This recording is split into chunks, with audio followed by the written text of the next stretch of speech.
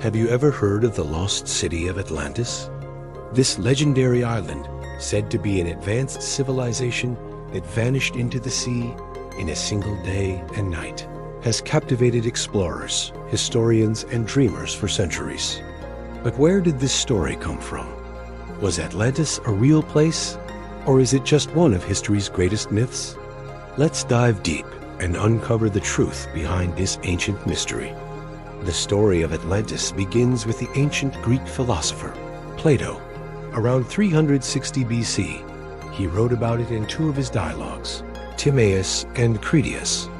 According to Plato, Atlantis was a mighty naval power located beyond the Pillars of Hercules, which we now know as the Strait of Gibraltar. He described it as a marvel of engineering and natural beauty, an island larger than Libya and Asia combined, made of concentric rings of land and water. The Atlanteans were said to be a noble and powerful race, descended from Poseidon, the god of the sea.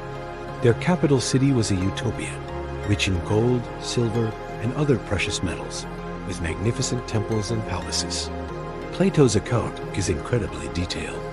He describes the city's complex canal system, its bustling harbors filled with ships, and its powerful military. The central temple, dedicated to Poseidon and Cleito, was said to be a breathtaking sight, covered in silver and with pinnacles of gold. The people of Atlantis, for a time, were virtuous and lived in harmony. But as generations passed, their divine nature weakened. They became greedy, corrupt, and filled with hubris. They set out to conquer Athens and the rest of the known world. However, the Athenians, though outnumbered, bravely fought back and defeated the Atlantean army. And then disaster struck. In a single terrible day and night of misfortune, violent earthquakes and floods caused the island of Atlantis to sink beneath the waves, disappearing forever. So the big question is, was Plato telling a true story? This is where things get really interesting. Plato himself presented this story as a historical account, passed down through generations.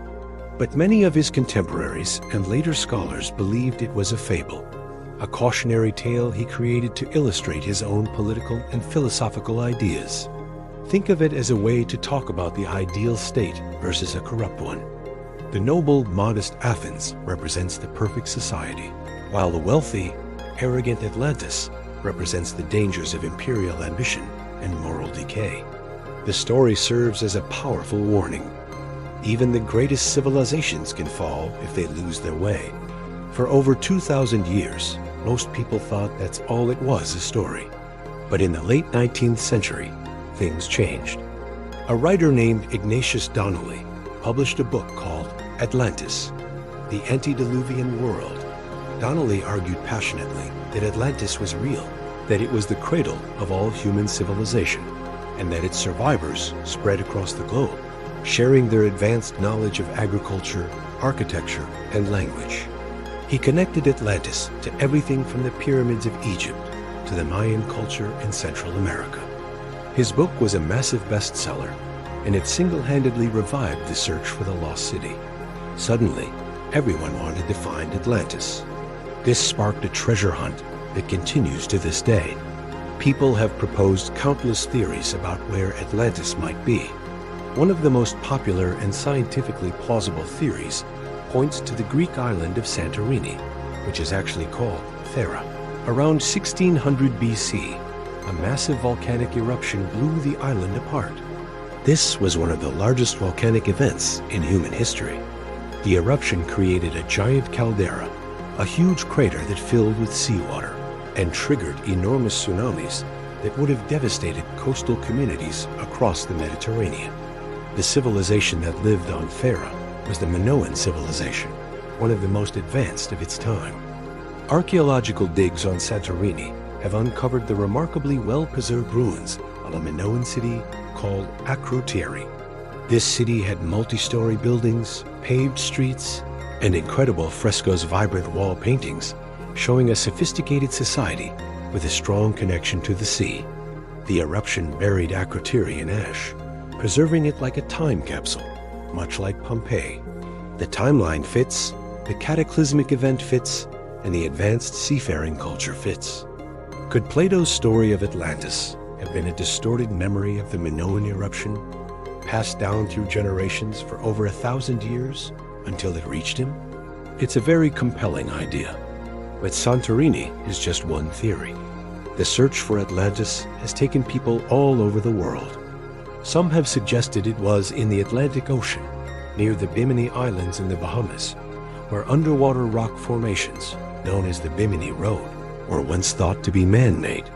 Others have looked off the coast of Spain, near the city of Cadiz, believing it to be the location of the ancient city of Tartessos, which some researchers have linked to the Atlantis legend. There are even theories that place Atlantis in Antarctica, under the ice, or in the middle of the Atlantic Ocean, along the mid-Atlantic ridge. Every few years, a new headline pops up claiming that Atlantis has finally been found. But so far, none of these claims have been backed up by concrete, undeniable evidence. So, why are we still so fascinated by this story? I think it's because the idea of Atlantis taps into our deepest hopes and fears.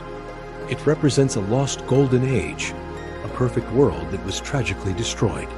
It's a story of human genius and human folly. It reminds us of the fragility of our own civilization and the power of nature.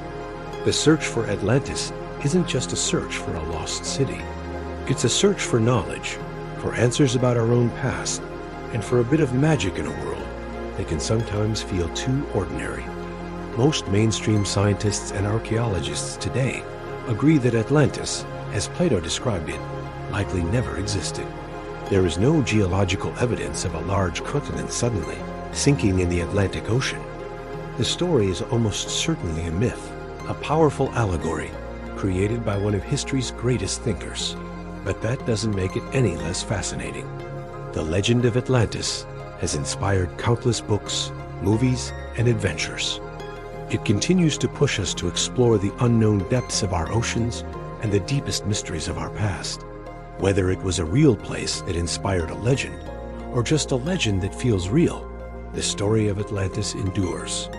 It's a puzzle that we may never solve, and perhaps that's the real magic of it.